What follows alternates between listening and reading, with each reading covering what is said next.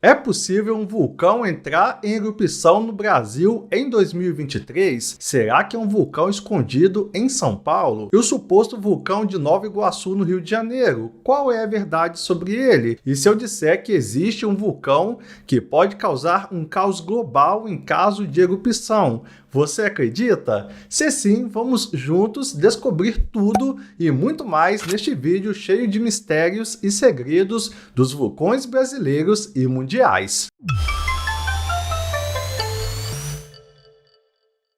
Seja bem-vindo ao canal Tudo sobre Geografia. Eu sou o professor Bruno Barros e aqui nós trazemos vídeos sobre astronomia, fenômenos da natureza e aulas de geografia. Se você tem interesse nesse tipo de assunto, já se inscreve no canal e deixa o seu like para fortalecer a nossa comunidade educativa aqui do YouTube. Existe um vulcão escondido em São Paulo? Ou pelo menos já existiu algo assim? E o vulcão de Nova Iguaçu?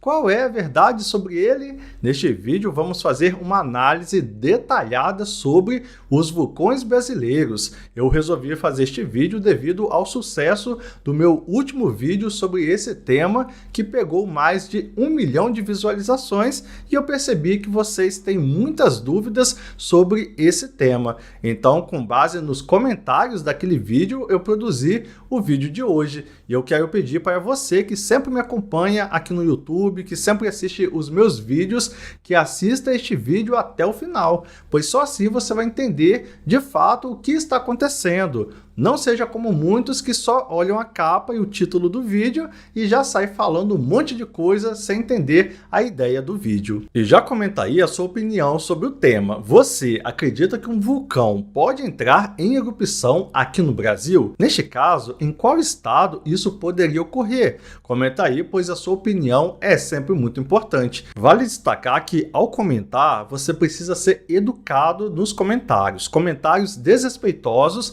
são excluídos e o autor do comentário é bloqueado aqui no canal. Vamos lá então? Quanto à possibilidade de um vulcão entrar em erupção em São Paulo, no meu último vídeo ficou bem claro que não existe esta possibilidade. Porém, existe algo curioso sobre esse tema. Há quem diga que no Brasil não existam vulcões, mas em 1896 um fenômeno geológico denominado Vulcão do Macuco trouxe milhares de pessoas para Santos, no litoral de São Paulo. Historiadores o descrevem como a primeira atração turística da cidade, e tudo isso aconteceu, na verdade, por conta de um acidente. Olha só o que aconteceu. O fenômeno, que teve início no dia 28 de dezembro de 1896, por volta das 13 horas, durante a implantação de um sistema de esgoto no bairro Macuco, na época recém-criado. Operários da Comissão de Saneamento de Santos estavam perfurando o solo com o objetivo de fixar algumas estacas.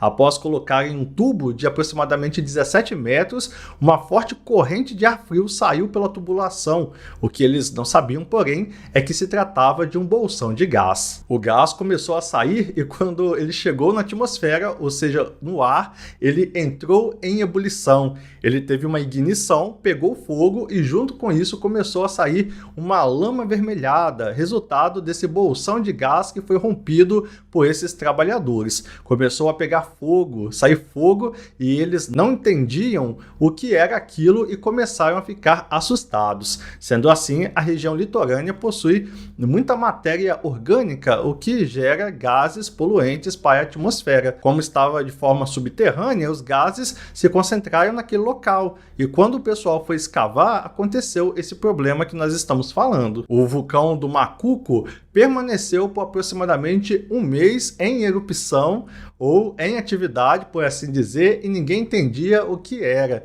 Então, algumas pessoas começaram a dizer que aquilo era, de fato, um vulcão. Daí, o que aconteceu em seguida, hoje seria chamado de efeito viral. Com o passar das horas, a densidade e o tamanho foram se intensificando, e a notícia que existia um vulcão em erupção no bairro Macuco se espalhou rapidamente pelas ruas de Santos e se estendeu para outras cidades do Brasil. As companhias de transportes, de bondes, criaram linhas especiais que levavam até o bairro Macuco.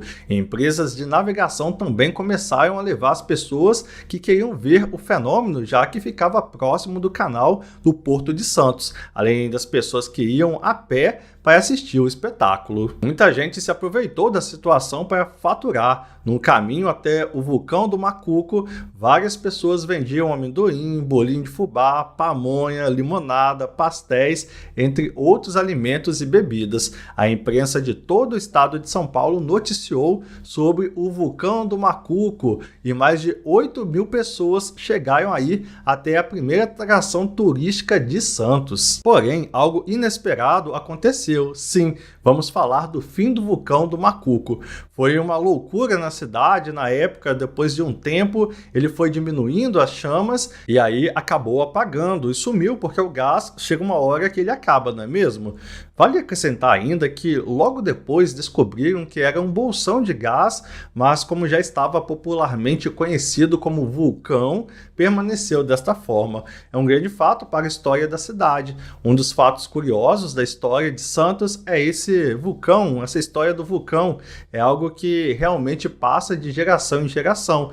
Interessante essa história do vulcão do Macuco, não é mesmo? Agora vamos falar sobre outro vulcão que vocês sempre me perguntam nos comentários. É o lendário vulcão de Nova Iguaçu, no estado do Rio de Janeiro. Você sabia que tem um vulcão em Nova Iguaçu? Será que tem mesmo? Muitos moradores da Baixada Fluminense já ouviram falar sobre o vulcão de Nova Iguaçu, que fica localizado no Parque Natural Municipal de Nova Iguaçu, popularmente apelidado de Parque do Vulcão. A área de 1.100 hectares conta com lagos e cachoeiras e por isso atrai muitos visitantes. No entanto, o principal questionamento que passa pelas histórias que os moradores do município escutam é: realmente há um vulcão em Nova Iguaçu? A resposta é não. O chamado vulcão de Nova Iguaçu foi inicialmente descoberto em 1977 pelos geólogos Vitor Klein e André Calixto Vieira. Eles viram a ocorrência de rochas vulcânicas que, dispostas de forma circular, cobriam uma extensa área da Serra do Madureira, no maciço do Jericinó. Eles entenderam que havia um antigo edifício vulcânico cujo topo seria uma cratera, então eles constataram a presença de fragmentos de um vulcão. Só que 20 anos se passaram e novas tecnologias e técnicas de pesquisa permitiram aos geólogos uma atualização dessa perspectiva. Com os novos estudos foi descoberto que, na verdade, trata-se de uma câmara magmática, ou seja, a estrutura nunca foi um vulcão. Uma câmara magmática alimenta dutos que chegam até os vulcões, permitindo a liberação da lava. Com a abertura do Oceano Atlântico, houve a formação de um conjunto de linhas de fraqueza no sudeste, que permitiu esse extravasamento do magma. É um magma pobre em sílica, por isso que leva o nome de alcalino. Só para esclarecer, embaixo da terra chamamos de magma, quando chega à superfície chamamos de lava. Então o que chamamos de vulcão de Nova Iguaçu é uma câmara magmática que foi exumada com os processos erosivos depois de 60 milhões de anos. Isso quer dizer que tudo que estava em cima foi arrastado pela chuva, rios, ventos, e o que estava embaixo, a câmara magmática, foi exposto. Vale ressaltar então que a estrutura existente em Nova Iguaçu nunca foi um vulcão inativo, como é dito popularmente.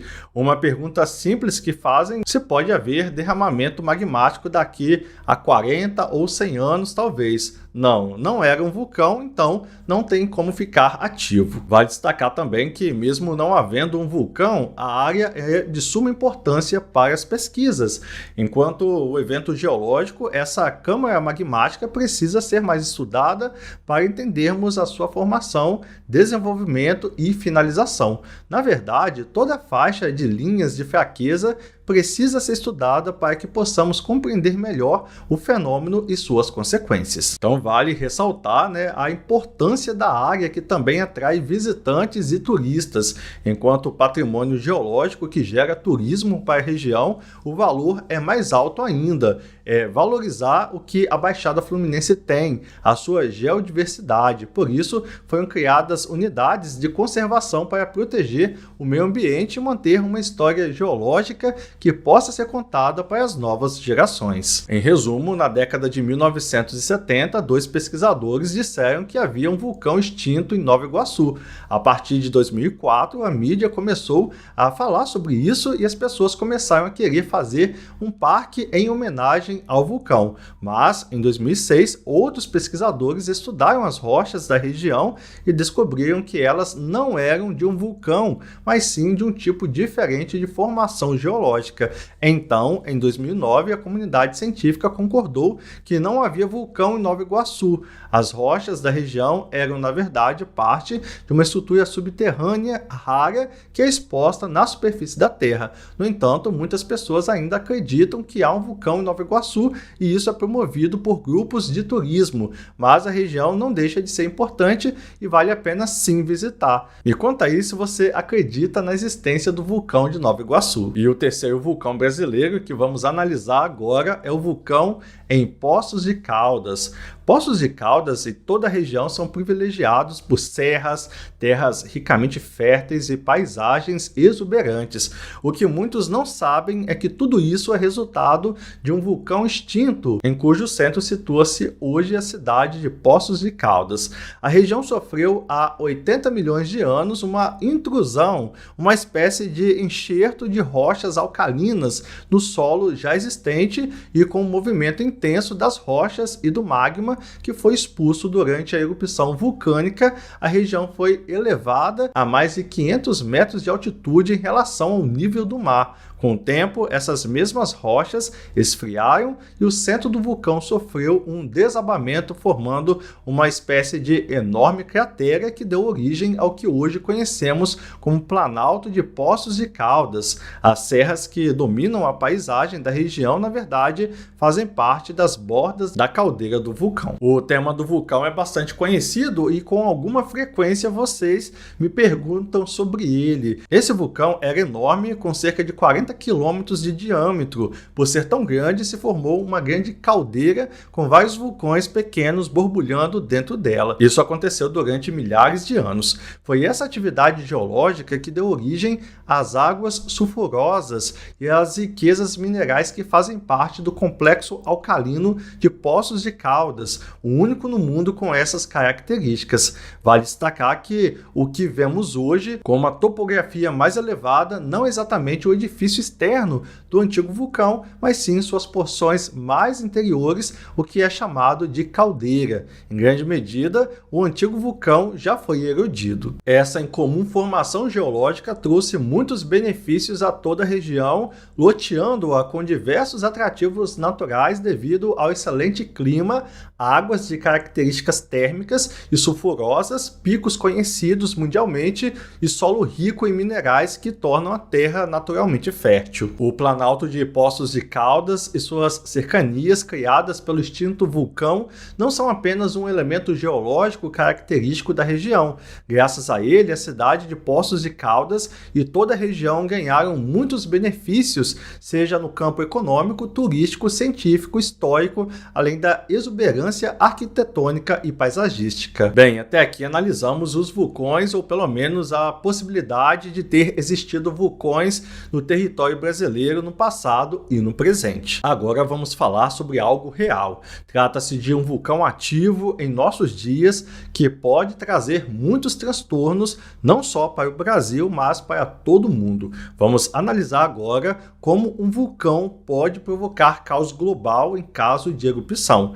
Ele não está localizado no Brasil, são apenas algumas centenas de quilômetros de extensão, mas as consequências de um desastre natural perto do Estreito de Malaca, entre a Malásia e a Indonésia, podem afetar todo o mundo. Todos os anos, cerca de 90 mil navios trafegam pela estreita passagem marítima do Estreito de Malaca, que liga o Oceano Índico ao Pacífico. A carga transportada, grãos, petróleo bruto e todo tipo de commodity que você pode imaginar, representa cerca de 40% do comércio mundial. Acima desses navios encontra-se constitui uma das vias aéreas mais movimentadas do mundo e abaixo deles, sobre o leito do oceano, há uma enorme rede de cabos submarinos de internet que mantém o mundo conectado. Juntos, estes fatores tornam o Estreito de Malaca uma das artérias mais importantes para a economia global. Ele foi classificado como ponto de estrangulamento em relatórios da Organização Mundial do Comércio, da Administração de Informações e Energia dos Estados Unidos e do Centro de Estudos sobre Assuntos Externos Chatham House, com sede em Londres. Todos eles afirmam que você tem um belo estreito ali. Seria uma pena se acontecesse algo com ele. Pesquisadores alertam que é apenas questão de tempo até que um desastre natural, como um terremoto ou erupção vulcânica, atinja a região.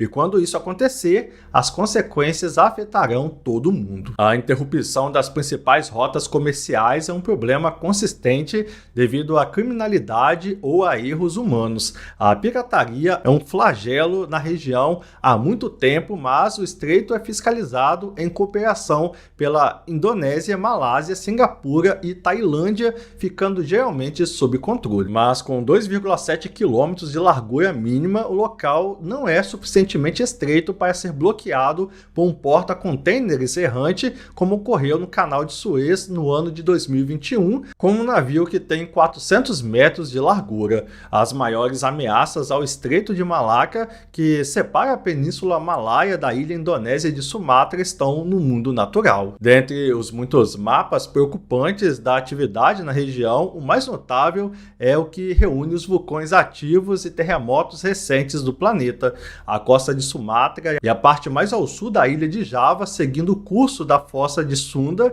formam uma faixa de atividade sísmica com diversos vulcões. Em Java, 2 vulcões, os montes Semeru e Merapi, entraram recentemente em erupção.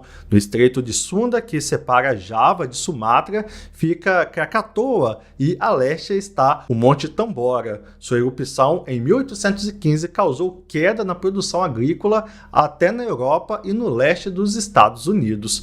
Um evento como o de 1815 pode ocorrer uma ou 2 vezes a cada milênio, mas não é preciso ter uma erupção com a magnitude tão alta para causar problemas sérios em um ponto de estrangulamento global, especialmente se acontecer em um dos vulcões mais próximos ao Estreito de Malaca. Em 2018, pesquisadores do Centro de Estudos de Risco de uma universidade do Reino Unido imaginaram os efeitos de cenários que incluíram uma erupção do Monte Merapi em Sumatra. Eles sugeriram que a erupção pode produzir nuvens de cinza e piroclasto fino, fragmentos de rocha ejetados no ar que irão flutuar através do Estreito de Malaca em direção a Singapura e a Malásia. Os danos resultantes à infraestrutura local e às cadeias de fornecimento, a aviação particularmente seria muito prejudicada, seriam combinados com uma queda global da temperatura de 1 grau, gerando uma queda estimada de 2,5 trilhões de dólares, cerca de 13 trilhões de reais do PIB global por um período de 5 anos. Este número é muito maior que os 5 bilhões de dólares, cerca de 26 bilhões de reais de prejuízo estimado à economia global devido à erupção de um vulcão com nome impossível de pronunciar em português, localizado na Islândia no ano de 2010. A última erupção do Monte Merapi também ocorreu em 2010. Uma erupção do Merapi é menos provável, seu período de retorno, que é tempo médio estimado entre cada erupção, é de 750 anos. Mas os riscos são muito altos e merecem considerar seriamente esta possibilidade. E o Merapi é apenas um dos diversos vulcões ativos na região. Vamos imaginar que um desses vulcões ativos, como o Monte Semeru na ilha de Java, na Indonésia, produza uma forte erupção. O magma irromperia da cratera, cinzas seriam lançadas para o céu, tremores sacudiriam cidades da região. Se o vento estiver na direção sudoeste, todo o tráfego aéreo do Estreito de Malaca seria suspenso, a cinza cairia sobre o próprio estreito, pedaços de pedra-pomes acumulariam-se sobre a superfície do mar. Um grande terremoto relativamente próximo seria uma ameaça de escala similar. Ele poderia causar um tsunami sobre o estreito, como o tsunami de 26 de dezembro de 2004, e também geraria correntes de turbidez, nuvens de sedimentos agitados, movendo-se em alta velocidade que atingiriam o leito oceânico. É tipicamente o que faz romper os cabos. Na erupção de Tonga, em janeiro de 2022, foram as correntes de turbidez que romperam os cabos, causando um blackout regional da internet. As correntes de turbidez também enterram esses cabos, dificultando ainda mais a sua recuperação. Imagina-se também que, no caso de erupção, seja declarada uma zona de exclusão, forçando os navios a seguir outro caminho. O redirecionamento dos navios teria efeito sobre o comércio global, mas o sistema deve acabar conseguindo lidar com a situação. E haveria ainda a questão dos aviões em terra. A erupção de um vulcão na Islândia gerou a proibição do uso do espaço aéreo por 6 dias, trazendo problemas para milhões de pessoas. E ainda pior seria o corte dos cabos submarinos, que causaria um caos econômico mundial. E o que pode ser feito então para tentar conter isso? O que podemos fazer para tornar o estreito menos vulnerável?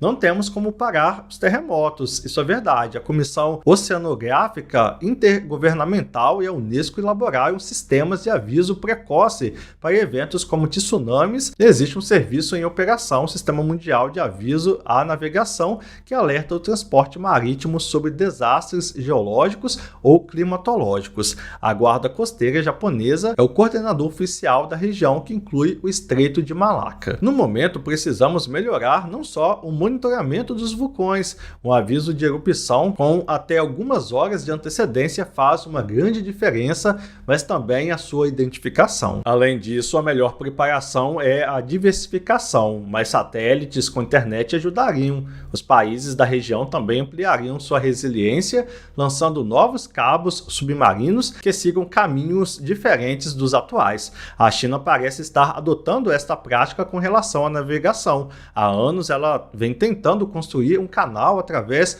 do sul da Tailândia, eliminando a necessidade de seguir pelo Estreito de Malaca. O canal da Tailândia, como é chamado, reduziria os custos de combustível, fornecendo um atalho para o transporte de petróleo bruto, mas também acrescentaria resiliência significativa ao transporte marítimo chinês. Após desvendarmos os mistérios e segredos dos vulcões brasileiros e mundiais, podemos concluir que a natureza é imprevisível e pode nos surpreender a qualquer momento. Embora não exista evidência científica de que um vulcão vai entrar em erupção no Brasil neste ano de 2023, é importante estarmos preparados e conscientes dos riscos que os vulcões podem representar. Ao longo do vídeo, descobrimos informações interessantes sobre o suposto vulcão em São Paulo e o vulcão de Nova Iguaçu, no Rio de Janeiro, além de explorarmos o vulcão que pode causar um caos global em caso de erupção. Aprendemos que os vulcões são fenômenos naturais fascinantes, mas que também podem ser extremamente perigosos. Portanto, devemos sempre respeitar e estudar esses gigantes da natureza para podermos nos proteger e viver em harmonia com o planeta. E agora eu quero saber a sua opinião sobre esse assunto. Você já conhecia algumas dessas informações sobre vulcões brasileiros e mundiais? Já viveu alguma experiência próxima a um vulcão? Você sabia que existem vulcões ativos em outros países que já causaram grandes tragédias? Como podemos nos preparar para possíveis erupções vulcânicas? Deixe a sua opinião e compartilhe suas experiências nos comentários aqui embaixo. E não se esqueça de se inscrever em nosso canal para não perder nenhum conteúdo exclusivo. E se você quer se aprofundar nesse tema, geologia, acesse meu curso online. Lá nós temos um módulo exclusivo que explica tudo sobre as forças geológicas do nosso planeta. O link você encontra no comentário fixado aqui embaixo. E agora chegou a hora de você compartilhar esse vídeo com todo mundo que você conhece. Então pega o link desse vídeo e posta em todos os grupos de WhatsApp que você participa. Posta no grupo da família, no grupo do trabalho, no grupo grupo da escola, vamos ajudar o maior número de pessoas a ter acesso ao nosso conteúdo educativo. Muito obrigado por assistir esse vídeo e até a próxima. Valeu!